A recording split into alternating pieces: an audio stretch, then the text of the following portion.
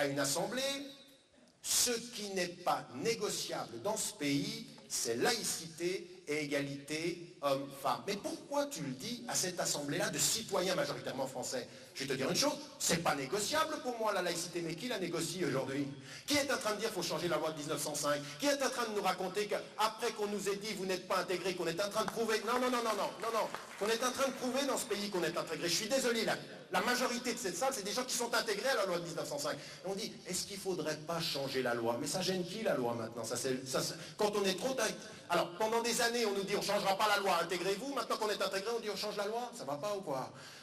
Donc, je dis, à partir d'un certain moment, je suis désolé. Aujourd'hui, la laïcité n'est pas négociable. Dites-le avec nous. Dites-le que dans ce pays, il faut appliquer la loi de 1905 comme elle est, égalitairement pour tous les citoyens. Parce que le problème, c'est que la loi dans ce pays, elle n'est pas appliquée de la même façon à tous les citoyens. Elle n'est pas la même pour un citoyen juif, pour un citoyen chrétien ou un citoyen musulman. C'est ça la réalité. Donc, non. Oui, non, bien sûr. Deuxième élément, l'égalité homme-femme. Je veux dire, à partir d'un certain moment, il y a un musulman qui dit non, nous on est pour la discrimination des hommes et des femmes. Il y a un certain nombre de principes. Alors de deux choses l'une, soit on pense que l'islam est intrinsèquement, c'est-à-dire contre les femmes, soit on comprend aujourd'hui qu'il y a des femmes dans ce pays, elles sont éduquées, elles sont formées ici, elles sont françaises, de confession musulmane. Elles peuvent porter le foulard ou ne le portent pas. Elles sont contre Nike, elles ne vont pas à McDonald's. Elles se refusent qu'on marchandise leur corps. Et quand on les regarde peut-être avec leur foulard, on dit « Mais vous êtes soumises quand même ». Mais qui décide du modèle de liberté des femmes dans ce pays? Je suis désolé, moi je vois des femmes qui peuvent porter le foulard ou non, qui sont 3 fois plus libérées en matière de rapport à la marchandisation, de rapport à la représentation féminine. Il faut aussi l'entendre ça. Mais ça ne veut pas dire qu'il faille baisser pavillon en face d'un autre type de discours qui, au nom de l'islam, on accepte que des femmes soient contraintes à porter le foulard, on est contre. Qu'au nom de l'islam, il y ait des personnes qui soient contraintes au mariage, on est contre.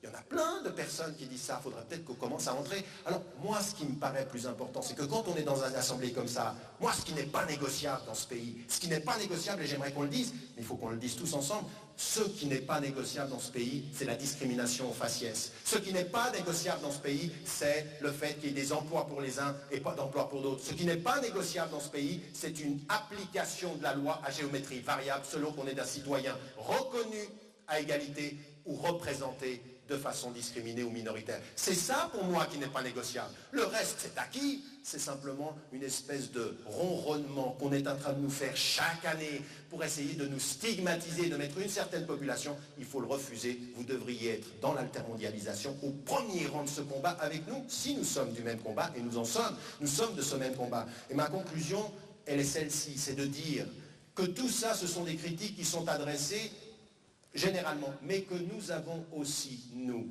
citoyens, d'origine immigrée, comme on dit, ou des citoyens français aujourd'hui de confession musulmane, il y a un vrai problème.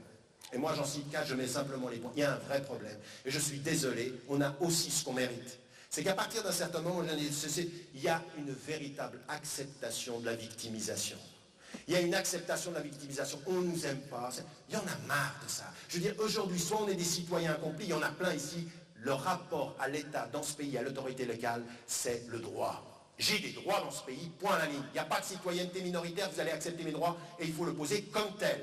C'est-à-dire qu'à partir d'un certain moment, moi, quand je discute avec Bernard Cassel ou avec d'autres de l'altermondialisation ou avec des autorités, j'ai rien à lui prouver. T'acceptes pas, on a des principes et on discute à égalité. Point à la ligne. Et c'est comme ça qu'on va discuter avec n'importe qui. Cessons la victimisation, elle est entretenue par un certain nombre de personnes qui pensent à notre place, elle est acceptée par un certain nombre de personnes qui aiment qu'on pense à leur place, ou qui aiment se mettre dans une position conflictuelle. Et c'est le deuxième problème, c'est cette vision du regard absolument conflictuel. On n'est plus musulman quand on est contre le français. Ça, c'est n'importe quoi. Et je suis désolé, ça existe dans nos milieux, dans nos associations. C'est-à-dire de penser que l'islam n'est véritablement purifié que quand il est en opposition. Non, aujourd'hui, ce qu'il faut qu'on construise, c'est un véritable discours des valeurs communes. On a le droit à nos valeurs, on a le droit à notre identité, mais on a des valeurs communes. Et c'est là-dessus qu'on doit discuter. Nos spécificités, par ordre de la loi et de la Constitution, elles sont respectées dans ce pays. Et à partir de cela, on a des valeurs communes. Il faut qu'on s'engage. Il faut aussi qu'on arrête de mélanger les genres. tout ce qui est aujourd'hui la réalité de la politique sociale, de la discrimination à l'école n'est pas contre l'islam.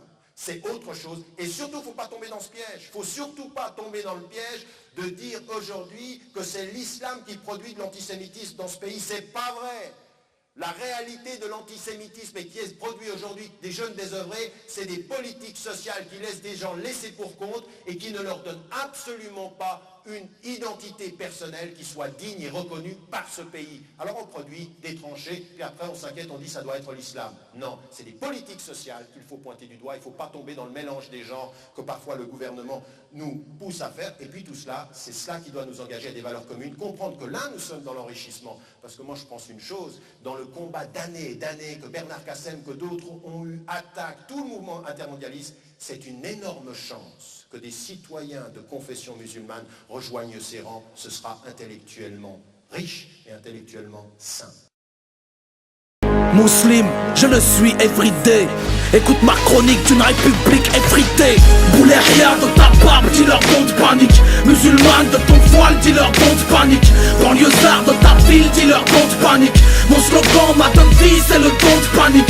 Prolétaire de ta classe, dis-leur don't panique.